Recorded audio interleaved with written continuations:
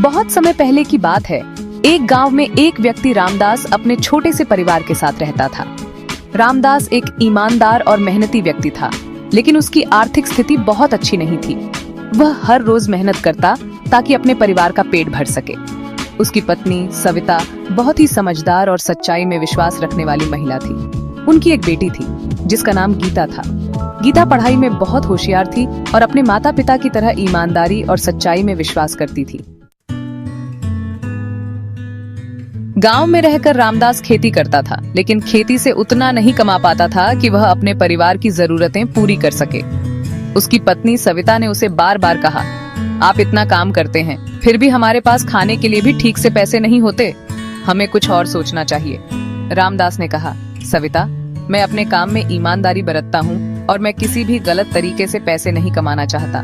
सच्चाई और मेहनत से ही हमें सफलता मिलेगी, चाहे वह देर से ही क्यों न मिले। रामदास के गांव में कई धनी व्यापारी रहते थे।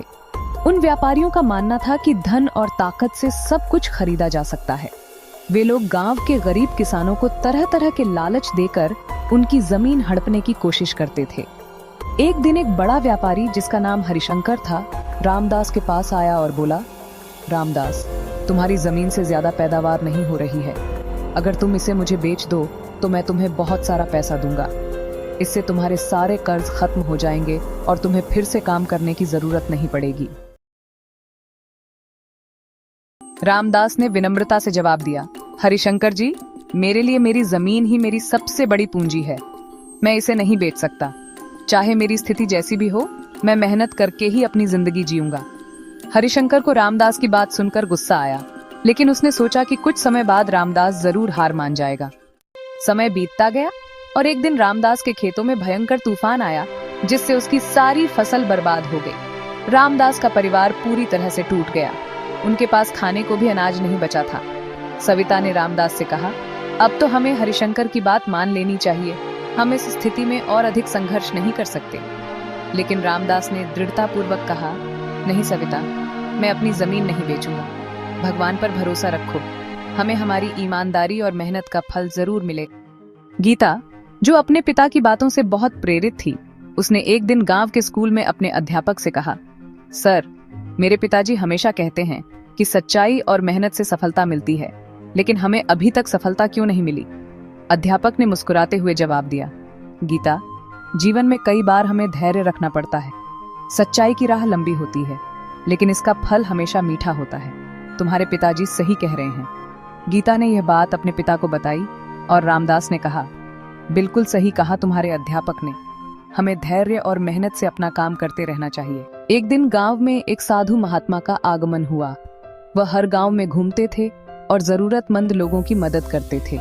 जब उन्होंने रामदास की स्थिति के बारे में सुना तो वे उससे मिलने आए। साधु ने रामदास से कहा, तुम्हारी ईमानदारी और सच्चाई की बात पूरे गांव में मशहूर है। तुमने कभी किसी के आगे हाथ नहीं फैलाया, लेकिन आज मैं तुम्हारी मदद करना चाहता हूँ। रामदास ने साधु को विनम्रता से कहा, महात्मा जी, मैं आपकी मदद का आभारी हूँ, लेकिन मैं अपनी मेहनत से ही अपनी स्थिति सुधारना चाहता हूँ। साधु ने मुस्कुराते हुए कहा, मैं तुम्हें कोई धन या वस्तु नहीं दूंगा, बल्कि एक आशीर्वाद दूंगा। तुम यह बीज लो और इसे अपने खेत में बो दो। यह बीज तुम्हारे जीवन में सुख समृद्धि लेकर आएगा। रामदास ने साधु का दिया हुआ बीज अपने खेत में बो दिया। कुछ ही दिनों में वह बीज एक बड़े पेड़ में बदल गया। यह कोई साधारण पेड़ नहीं था।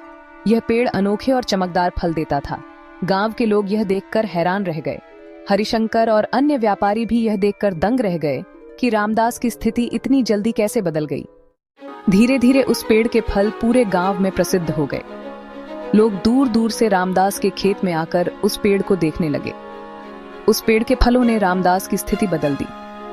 अब वह न केवल अपने परिवार के लिए अच्छा जीवन जीने में सक्षम था, बल्कि उसने गांव के अन्य गरीब किसानों की भी मदद करना शुरू कर दिया। हरिशंकर, जो पहले रामदास को नीचा दिखाने की कोशिश करता था, अब उसकी सफलता से जलने लगा। उसने रामदास से पेड़ खरीदने की पेशकश की, लेकिन रामदास ने उसे साफ मना कर दिया। रामदास ने कहा, हरिशंकर जी, यह पेड़ मेरे लिए केवल एक साधन नहीं है, यह मेरी मेहनत और ईमानदारी का प्रतीक है। इसे मैं किसी भी कीमत पर नहीं बेच सकता। हरिशंकर को अपनी गलती का एहसास हुआ। उसने सोचा था कि धन से सब कुछ खरीदा जा सकता है, लेकिन रामदास ने उसे दिखा दिया कि सच्चाई और मेहनत से बड़ी कोई ताकत नहीं है। रामदास की सफलता से गांव के अन्य लोग भी प्रेरित हुए। उन्होंने भी अपनी जमीनों को बचाने और मेहनत से काम करने का निर्णय लिया। रामदास ने गांव में एक स्कूल और अस्पताल बनवाया ताकि गांव के सभी लोग शिक्षा और स्वास्थ्य सुविधाओं का लाभ उठा सकें। गीता भी अब बड़ी हो गई थी और उसने अपनी पढ़ाई पूरी कर ली थी। वह अब गांव के बच्चों को पढ़ाती थी और उन्हें भी सच्चाई और मेहनत का महत्व समझाती थी। रामदास की कहानी यह सिखाती है कि सच्चाई, ईमानदारी और मेहनत का फल हमेशा मीठा होता है, चाहे जीवन में कितनी भी कठिनाइयां क्यों न आए। अगर आप सच्चाई की राह पर चलते हैं तो एक न एक दिन आपको सफलता जरूर मिलेगी। धन और लालच से भले ही थोड़ी देर के लिए खुशी मिल सकती है, लेकिन सच्ची खुशी और संतोष केवल सच्चाई और मेहनत से ही मिलता है। अगर आपको यह कहानी पसंद आई हो